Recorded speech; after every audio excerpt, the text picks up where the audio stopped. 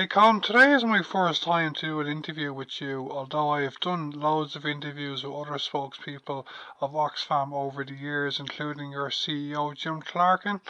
Leading us up to talking about the reason we are doing this interview today, that is to talk about Yemen.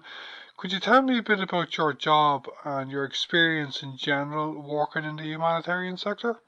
Okay, well, I'm the Humanitarian Manager with Oxfam in Ireland, and my role essentially is to provide oversight for the programmes overseas internationally, which are directly supported by our Dublin office.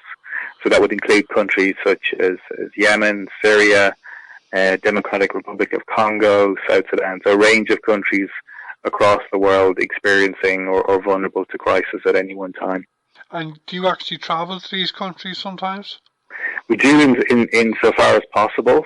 Obviously, in the current context, that's something that's really difficult to do.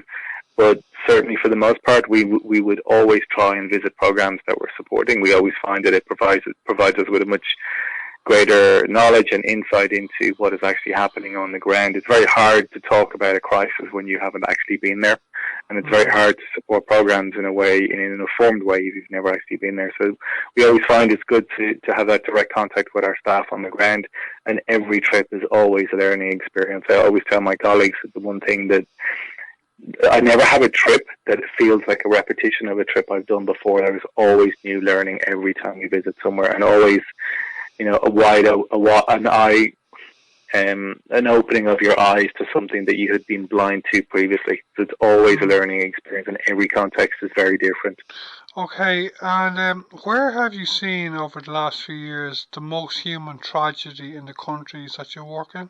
The reality is it's everywhere, and it's not just what you see, it's also what you don't see. And so there are many crises ongoing across the world right now that people aren't all that aware of. For example, and although they may have spikes in media attention and get attention for a short while, there are many crises ongoing across the world that people don't really are not very privy to. So right now, we often refer to them as countries of fragility or forgotten crisis. So countries like the Democratic Republic of Congo, Central African Republic, South Sudan, typically countries which have long experienced internal armed conflict, which has had a huge impact on governance within the country. It has a knock-on impact on the economy, and that then in turn has a knock-on impact on the capacity of individuals and households ultimately to survive, to earn enough food, to feed their families, to have access to education and to healthcare, and also the essential services that you and I take for granted. People simply don't even exist in many cases.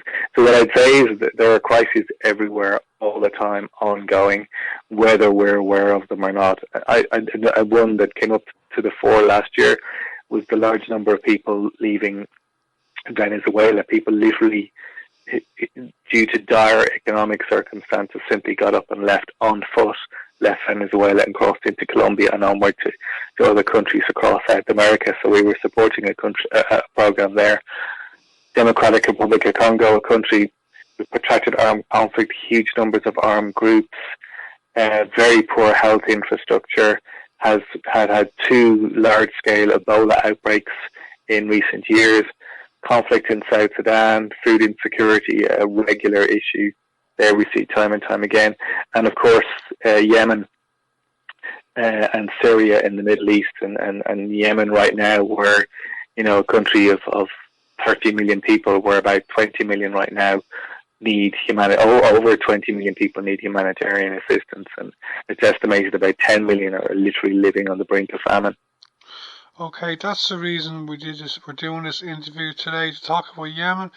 Could you tell me more about what's going on there, and could you tell me, has the coronavirus situation impacted much on the country yet? It has indeed. But maybe just to start with the background to the situation in Yemen. Yemen has experienced a 5-year-long civil war between two main parties to the conflict: a Saudi-led coalition which occupies most of the geography to the south, and the Houthis to the north. And the consequence of this crisis, which is both ground combat and aerial combat, is that there has been about 12,000 people killed, 4 million people forced to flee their homes, and a complete collapse of the economy and the really important services such as health and education, but also water and sanitation systems within the country as well. Conscious that many of the essential services that you and I would take for granted in Yemen are provided by civil servants who are not actually paid anymore because of the collapse of the economy and the collapse of governance in the country. So many of those services simply don't exist. So we've seen a massive deterioration in people's capacity to earn a livelihood, the capacity to purchase food. Conscious that Yemen brings in imports about 90% of its food. It's quite an arid country, so it requires on imports of food. It requires fuel, actually, the importation of fuel, to be able to pump water out of the ground because most of the water is quite deep under the ground and can be only accessed by fuel-powered pumps. So basically you have this almost complete collapse of the economy, complete collapse of people's capacity to earn income, to purchase food, and to live with any sort of basic dignity or services that you and I would have access to all the time. Specifically in relation to COVID, what we know so far is that there's thought to be 800 cases and 245 deaths. But we suspect that is likely much underestimated. And the reality is that unlike here and other countries which would have the capacity for a regular testing service and screening capacity, that simply doesn't exist in Yemen at the moment. And many people won't even have access to medical facilities. The health infrastructure in Yemen is quite weak. Only about half of it is functional. About 14% of it, 15% is not functional at all, and it wouldn't meet the standards that we would normally expect. So people are struggling in the context of COVID, and there was any form of restriction on people's mobility in the context of COVID-19, and a very weak health service places huge strain on families in determining how they're going to survive. Are you and Oxfam and other humanitarian organisations able to reach all the people in Yemen, or are there some people who are isolated, who are literally on this day starving to death?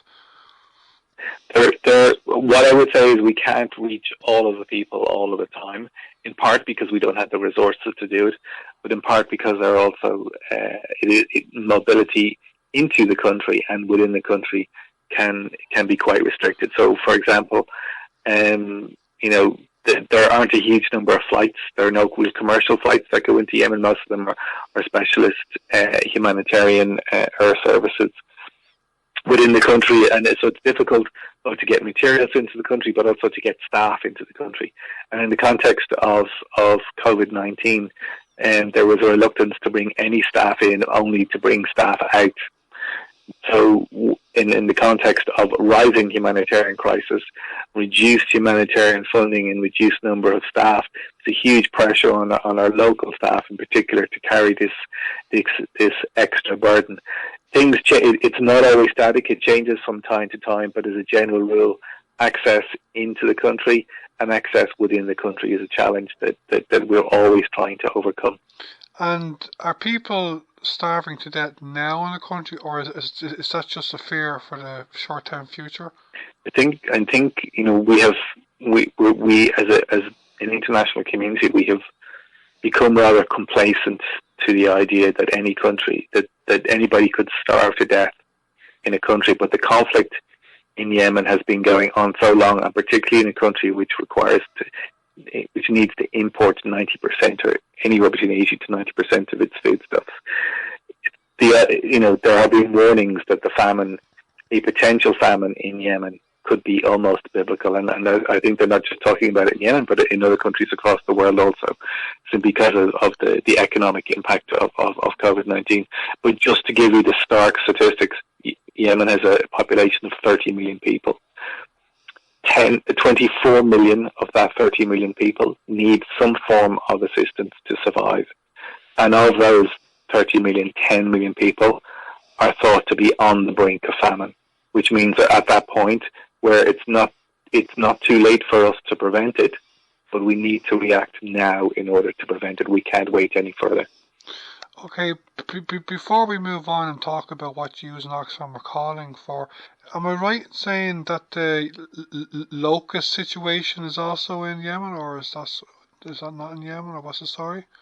There has been some impact in Yemen, but primarily it has been in the Horn and east of Africa. But that swarm of locusts has moved across from Yemen across into the east and Horn of Africa. Okay. But as I say, most of the food is imported into the country. But what food is produced within Yemen would also be impacted by the locusts as well. Not only do you have the impact of locusts, so you've got COVID-19, you get the impact of locusts. You have large-scale, widespread cholera, which is an illness which results due to a lack of clean water and access to sanitation. So you have a country which is affected by multiple crises, which manifests itself as in poor levels of not only health, but if you're already of poor health and then you have limited access to food, you become even more vulnerable. And then if you add COVID-19 on top of that, something else attacking your immune system, capacity for people to survive is hugely impacted. Okay, Colm, what are you using Oxfam calling on the Irish government and EU to do on this? And I'm also aware that the British government have a big responsibility as well, don't they? Well, the British government is, what I would say is all governments have a responsibility. There is, the whole international system is built on a protection mechanism that means that we will act collectively together to protect members of the international community when they're most vulnerable. So there is a responsibility on all of us to try and governments in particular to lead this in terms of responding to the crisis right now. What we effectively would be calling for is an end to the hostilities, and particularly the attacks on civilians and civilian infrastructure, such as hospitals, such as schools and homes and so forth. And we would also be looking for a suspension of arms sales to the parties to the conflict in Yemen, because any additional arms that go into the country simply act as more fuel to the fire.